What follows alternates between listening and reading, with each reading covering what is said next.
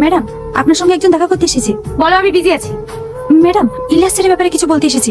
শুধুমাত্র আপনাকে বলবো বলছি। কি? ইলিয়াসের বিষয়? ওকে তাড়াতাড়ি ভিতরে নিয়ে এসো। বলো, তুমি ইলিয়াসের ব্যাপারে কি জানো? তুমি কি ভয় পাচ্ছো? ভয় পাওয়ার কিছু নেই। কে সে? তুমি শুধু একবার তার নামটা বলো।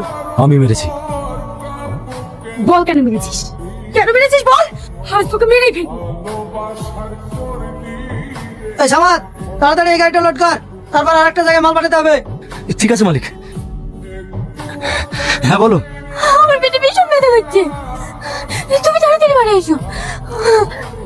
তুমি কোনো চিন্তা করো না, আমি কোন আছি। এই কোথায় যাচ্ছি? মালিক, আমার বোর পেটে ভীষণ ব্যথা করছে, ওকে এক্ষুনি হাসপাতালে নিয়ে যেতে হবে। আরে মেয়েদের পেটে একটু ব্যথা হয়, যা তাড়াতাড়ি গাড়িটা লোড দে। না না মালিক, আমাকে বাড়ি যেতেই হবে, আমার বোর বাচ্চা হবে। একদিন ডাক্তার দেখাতে যাওয়া, একদিন পর বাচ্চা হইতে যাওয়া, তাহলে আমার কাছে কি করে চলবে? আজ যদি তুই যাস তাহলে আমার কাছে কোনোদিন কাজে আসবি না। করবো না এই কাজ। আপনি বুঝতে পারছেন না, আমার বোর বাড়িতে ছটফট করছে। সিস্টার, আমার স্ত্রী কেমন আছে? সরি, আমরা আপনার স্ত্রী আর বাচ্চাকে বাঁচাতে পারলাম না।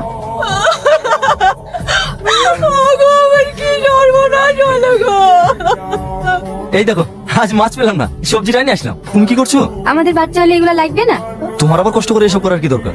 আমাকে বললেই তো আমি বাজার থেকে কিনে এনে দিতাম। তাই বললে হয়? আমার কোনো ইচ্ছে নাই, আমি নিজের হাতে বানিয়ে আমার ছেলে মেয়েকে ঘুম পাড়াবো। কি ব্যাপার আপনি? আপনাকে একটা ভীষণ জরুরি কথা বলার আছে। কি কথা বলুন? সেদিন আপনার স্ত্রী আর সন্তান এমনি এমনি মারা যায়নি, ওদেরকে মেরে ফেলা হয়েছে। এটা আপনি কি বলছেন? আমি ঠিকই বলছি। সেদিন ওটিতে দিয়ে যাওয়ার পর, ইলিয়াস তুমি এটা কি করলে? পেশেন্টটা তো মারা যাবে। হ্যাঁ, মারা যাবে। তাতে কি হয়েছে? অপারেশন করতে গেলে দু একটা পেশেন্ট মরতেই পারে। ছি, তুমি ডক্টর না কষাই, মদ খেয়ে ওটি কাজটা লজ্জা করে না? কথা বলো। তোমার বউ বাচ্চা আমার চোখের সামনে ছটফট করতে করতে মারা গেল, আর আমি কিচ্ছু করতে পারিনি। সেদিন আমি ওর ভাই তোমাকে কিচ্ছু বলতে পারিনি। আমি আর এই বাপের বোঝা বইতে পারছিলাম না, তাই তোমাকে সব সত্যি কথা বলে দিলাম। ওকে তো আমি বিয়ে বাড়িতে শেষ করে দিতাম, তারপর ভাবলাম না, ওকে অত সহজে মারা যাবে না। ওকে আমি সহজে মারিনি ম্যাডাম।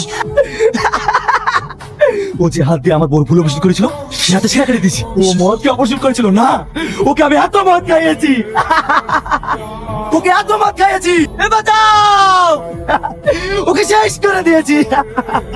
ম্যাডাম, আমার রাপর বলতে কেউ নেই ম্যাডাম, আমাকে যে শাস্তি দেবেন দেন। আমার রাপর বলতে কেউ নেই, আমার রাপর বলতে কেউ নেই, কেউ নেই।